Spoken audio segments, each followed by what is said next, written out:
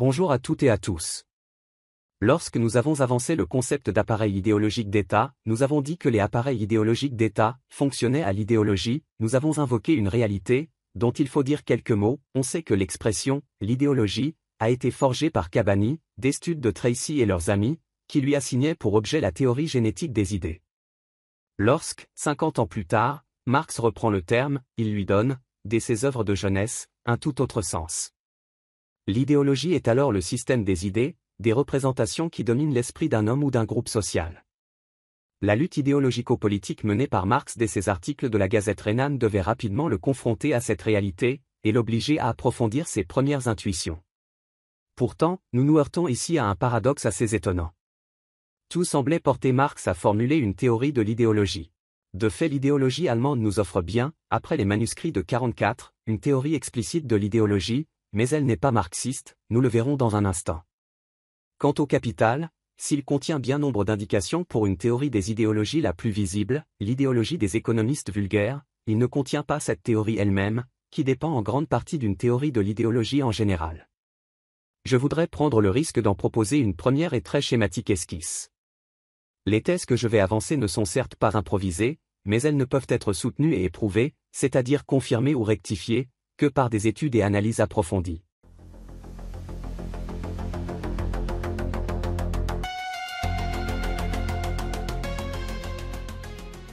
Un mot d'abord pour exposer la raison de principe qui me semble sinon fondée, du moins autoriser le projet d'une théorie de l'idéologie en général, et non une théorie des idéologies particulières, qui exprime toujours, quelle que soit leur forme religieuse, morale, juridique, politique des positions de classe.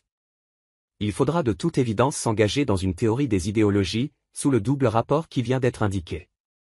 On verra alors qu'une théorie des idéologies repose en dernier ressort sur l'histoire des formations sociales, donc des modes de production combinés dans les formations sociales, et des luttes de classe qui s'y développent.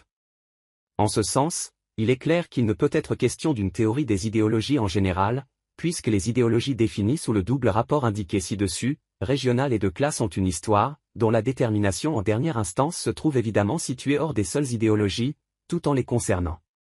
En revanche, si je puis avancer le projet d'une théorie de l'idéologie en général, et si cette théorie est bien un des éléments dont dépendent les théories des idéologies, cela implique une proposition d'apparence paradoxale, que j'énoncerai dans les termes suivants: l'idéologie n'a pas d'histoire.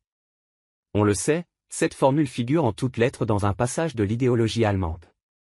Marx l'énonce à propos de la métaphysique qui, dit-il, n'a pas plus d'histoire que la morale sous-entendue, et les autres formes de l'idéologie.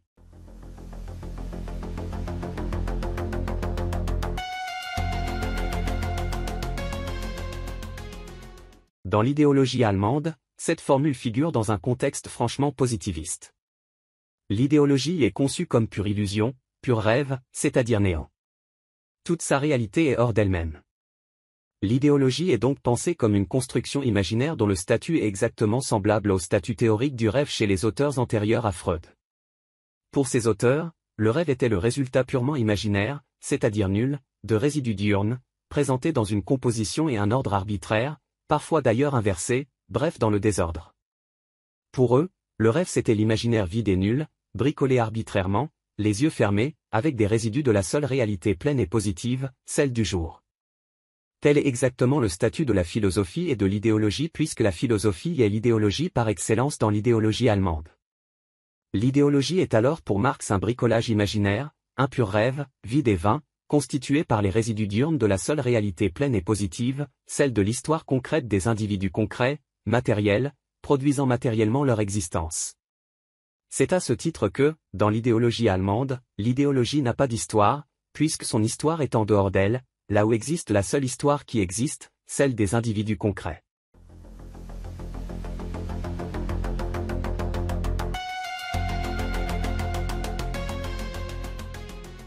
Dans l'idéologie allemande, la thèse que l'idéologie n'a pas d'histoire est donc une thèse purement négative puisqu'elle signifie à la fois, 1. L'idéologie n'est rien en tant que pur rêve fabriqué par on ne sait quelle puissance, sinon par l'aliénation de la division du travail, mais c'est là aussi une détermination négative.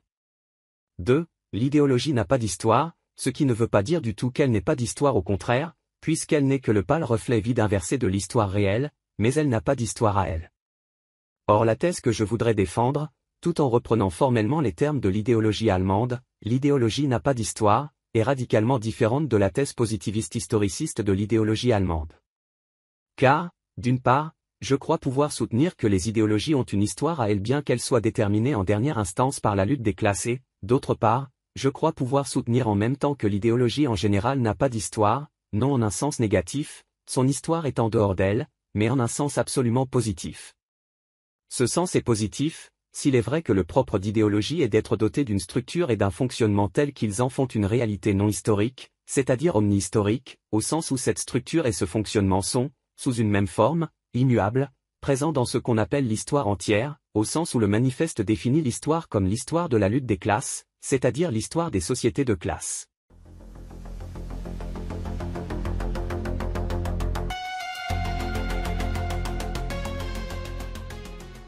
Pour fournir ici un repère théorique, je dirais, reprenons notre exemple du rêve, cette fois dans la conception freudienne, que notre proposition, l'idéologie n'a pas d'histoire, peut et doit et d'une manière qui n'a absolument rien d'arbitraire, mais qui est tout au contraire théoriquement nécessaire, car il y a un lien organique entre les deux propositions être mises en rapport direct avec la proposition de Freud que l'inconscient est éternel, c'est-à-dire n'a pas d'histoire. Si éternel veut dire, non pas transcendant à toute histoire temporelle, mais omniprésent, transhistorique, donc immuable en sa forme dans toute l'étendue de l'histoire, je reprendrai mot pour mot l'expression de Freud et j'écrirai, l'idéologie est éternelle, tout comme l'inconscient. Et j'ajouterai que ce rapprochement me paraît théoriquement justifié par le fait que l'éternité de l'inconscient n'est pas sans rapport avec l'éternité de l'idéologie en général. Voilà pourquoi je me crois autorisé, au moins présomptivement, à proposer une théorie de l'idéologie en général, au sens où Freud a présenté une théorie de l'inconscient en général. Pour simplifier l'expression, on voudra bien, tenant compte de ce qui a été dit des idéologies, convenir d'employer le terme d'idéologie tout court, pour désigner l'idéologie en général, dont je viens de dire qu'elle n'a pas d'histoire, ou, ce qui revient au même, qu'elle est éternelle, c'est-à-dire omniprésente, sous sa forme immuable, dans toute l'histoire c'est à dire l'histoire des formations sociales comprenant des classes sociales. Je me limite provisoirement en effet aux sociétés de classe et à leur histoire.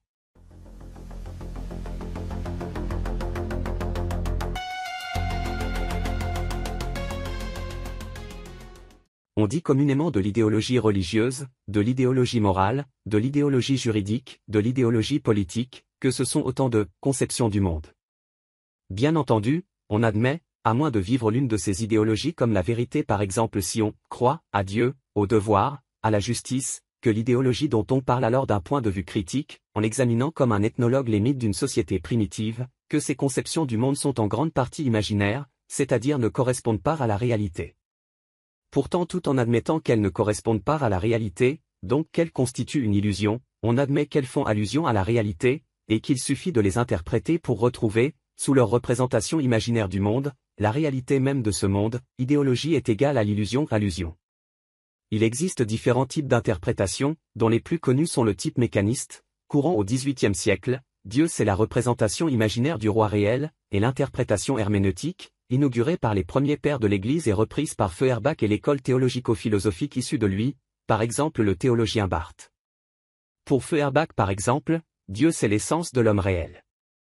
Je vais à l'essentiel en disant que, sous la condition d'interpréter la transposition et l'inversion imaginaire de l'idéologie, on aboutit à la conclusion que dans l'idéologie les hommes se représentent sous une forme imaginaire leurs conditions d'existence réelle. Cette interprétation laisse malheureusement en suspens un petit problème, pourquoi les hommes ont-ils besoin de cette transposition imaginaire de leurs conditions réelles d'existence, pour se représenter leurs conditions d'existence réelles? La première réponse, celle du XVIIIe siècle, propose une solution simple, c'est la faute aux curés ou aux despotes. Ils ont forgé de beaux mensonges pour que, croyant obéir à Dieu, les hommes obéissent en fait aux curés ou aux despotes, le plus souvent alliés dans leur imposture, les curés étant au service des despotes ou vice-versa, selon les positions politiques des dits théoriciens. Il y a donc une cause à la transposition imaginaire des conditions d'existence réelles, cette cause, c'est l'existence d'un petit nombre d'hommes cyniques, qui assoient leur domination et leur exploitation du peuple, sur une représentation faussée du monde qu'ils ont imaginé pour s'asservir les esprits en dominant leur imagination.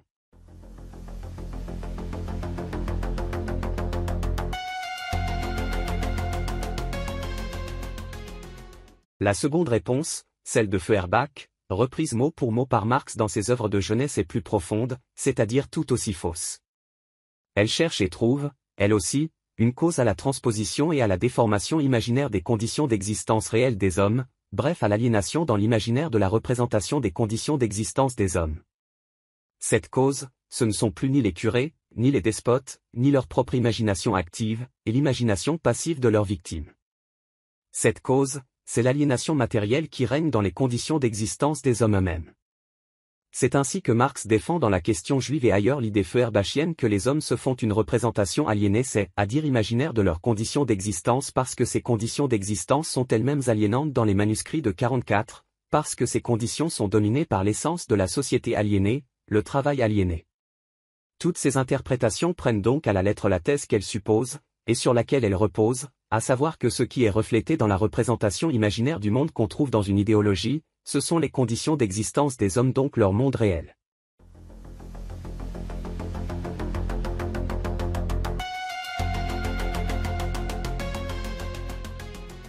Or je reprends.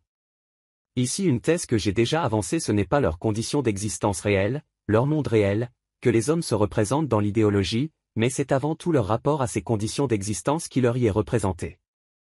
C'est ce rapport qui est au centre de toute représentation idéologique, donc imaginaire du monde réel. C'est dans ce rapport que se trouve contenue la cause qui doit rendre compte de la déformation imaginaire de la représentation idéologique du monde réel.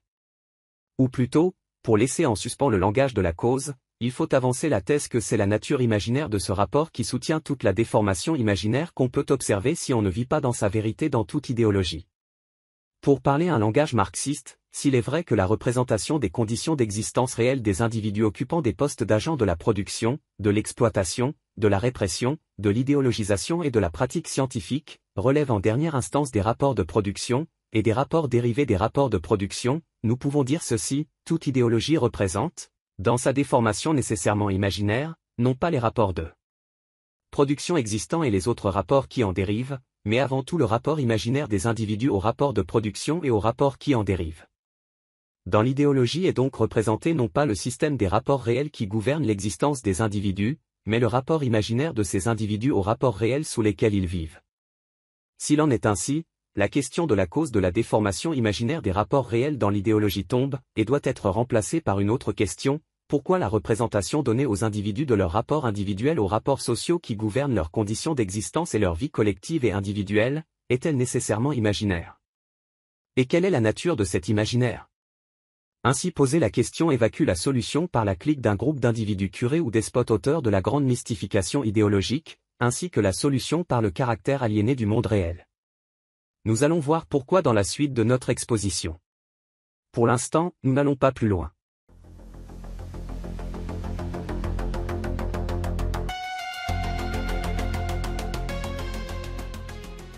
L'idéologie a une existence matérielle. Nous avons déjà effleuré cette thèse en disant que les idées ou représentations dont semble composer l'idéologie n'avaient pas d'existence idéale, idéale, spirituelle, mais matérielle. Nous avons même suggéré que l'existence idéale, idéale, spirituelle des idées relevait exclusivement d'une idéologie de l'idée et de l'idéologie, et, ajoutons-le, d'une idéologie de ce qui paraît fonder cette conception depuis l'apparition des sciences, à savoir ce que les praticiens des sciences se représentent, dans leur idéologie spontanée, comme des idées, vraies ou fausses. Bien entendu, présentée sous la forme d'une affirmation, cette thèse n'est pas démontrée. Nous demandons simplement qu'on lui accorde, disons au nom du matérialisme, un préjugé simplement favorable. De longs développements seraient nécessaires à sa démonstration. Cette thèse présomptive de l'existence non spirituelle ni matérielle des idées ou autres représentations, nous est en effet nécessaire pour avancer dans notre analyse de la nature de l'idéologie.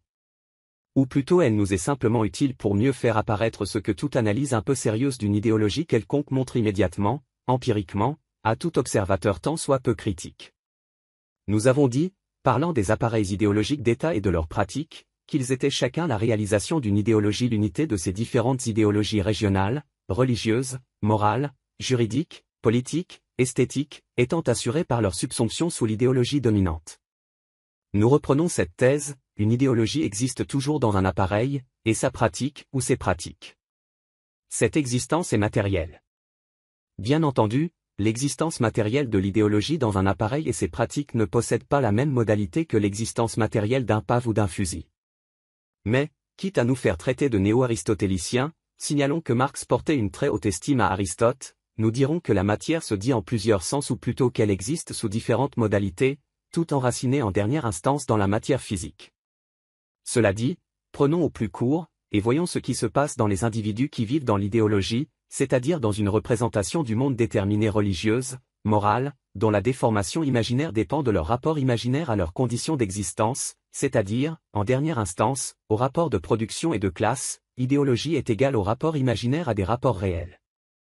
Nous dirons que ce rapport imaginaire est doté lui-même d'une existence matérielle.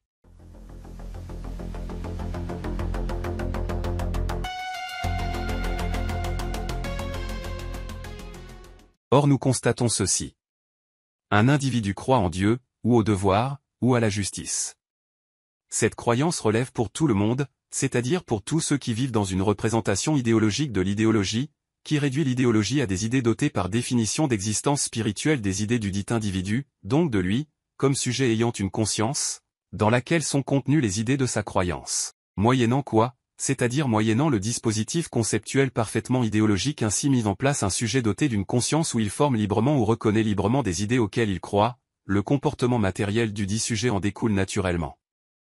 L'individu en question se conduit de telle ou telle manière, adopte tel ou tel comportement pratique, et, qui plus est, participe à certaines pratiques réglées, qui sont celles de l'appareil idéologique dont dépendent les idées qu'il a librement choisies en toute conscience, en tant que sujet. S'il croit à Dieu, il va à l'église pour assister à la messe, s'agenouille, prie, se confesse, fait pénitence, jadis elle était matérielle au sens courant du terme.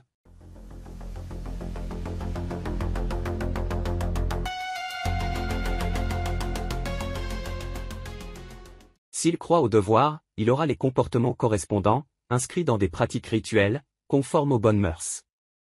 S'il croit à la justice, il se soumettra sans discuter aux règles du droit, et pourra inertie protester quand elles sont violées, signer des pétitions, prendre part à une manifestation.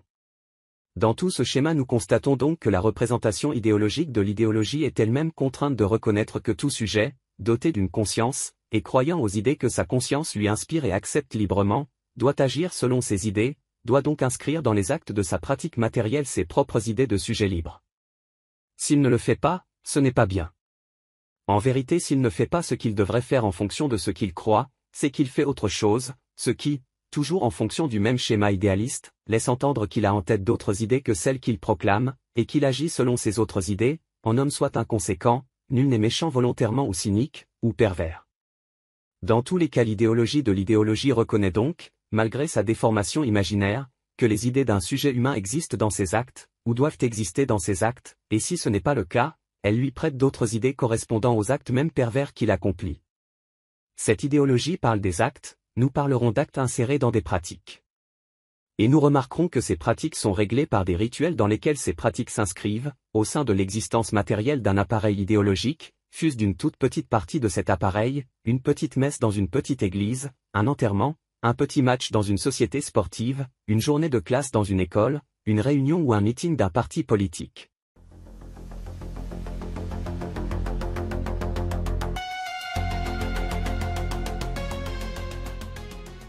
Nous devons d'ailleurs à la dialectique défensive de Pascal la merveilleuse formule qui va nous permettre de renverser l'ordre du schéma notionnel de l'idéologie. Pascal dit à peu près, mettez-vous à genoux, remuez les lèvres de la prière, et vous croirez. Il renverse donc scandaleusement l'ordre des choses, apportant, comme le Christ, non la paix mais la division, et de surcroît ce qui est fort peu chrétien, car malheur à celui par qui le scandale vient au monde. Le scandale mène. Bienheureux scandale qui lui fait, par défi janséniste, tenir un langage qui désigne la réalité en personne. On nous permettra de laisser Pascal à ses arguments de lutte idéologique au sein de l'appareil idéologique d'État religieux de son temps. Et on voudra bien nous permettre de tenir un langage plus directement marxiste, s'il se peut, car nous avançons dans des domaines encore mal explorés. Nous dirons donc, à ne considérer qu'un sujet, tel individu, que l'existence des idées de sa croyance est matérielle, en ce que ces idées sont ces actes matériels insérés dans des pratiques matérielles, réglés par des rituels matériels eux-mêmes définis par l'appareil idéologique matériel dont relèvent les idées de ce sujet. Naturellement, les 4 adjectifs « matériels » inscrits dans notre proposition doivent être affectés de modalités différentes, la matérialité d'un déplacement pour aller à la messe, d'un agenouillement, d'un geste de signe de croix ou de mea culpa, d'une phrase, d'une prière, d'une contrition, d'une pénitence, d'un regard, d'une poignée de main, d'un discours verbal externe ou d'un discours verbal interne, la conscience n'étant pas une seule et même matérialité. Nous laissons en suspens la théorie de la différence des modalités de la matérialité. Reste que, dans cette présentation des choses renversées, nous n'avons pas affaire du tout à un renversement puisque nous constatons que certaines notions ont purement et simplement disparu de notre nouvelle présentation, alors que d'autres au contraire y subsistent, et que de nouveaux termes y apparaissent.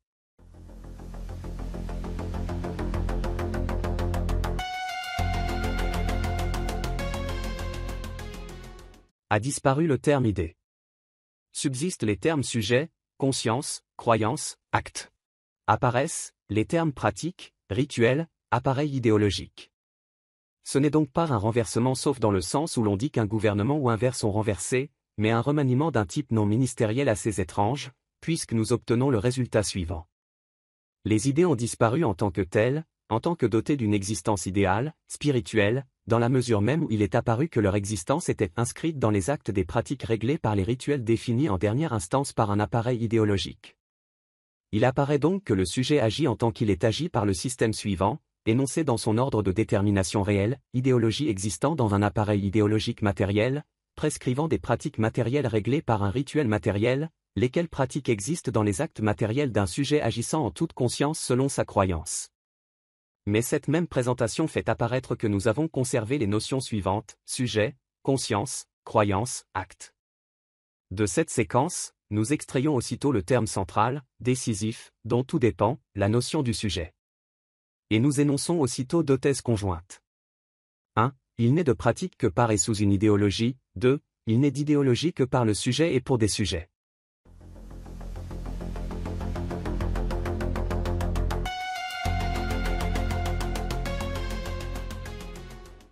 Je vous remercie d'avoir suivi cette vidéo. N'oubliez pas de la partager sur vos réseaux. Abonnez-vous pour m'encourager. Merci encore et à la prochaine vidéo.